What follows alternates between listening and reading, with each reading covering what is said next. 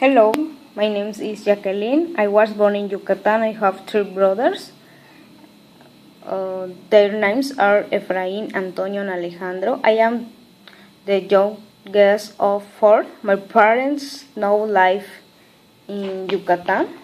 The name is Irma, my mom, and my dad's name is Antonio. When I was 8 years, I used to watch cartoons with my brother, and I did not like watching movies. In my house, there were many animals. All animals were running in the yard. I was running with them when I fell and hurt my hand. I remember there was a horse in the house of my grandfather. These are funny moments. My cousin played baseball, but now likes to play football. His name is Felix. I like going to watch him play and always go with his girlfriend.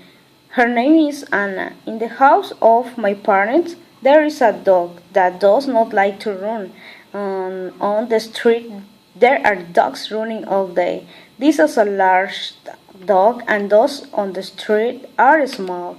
My family loves that dog. No, I do not see my dog forward because I am studying college away from my family.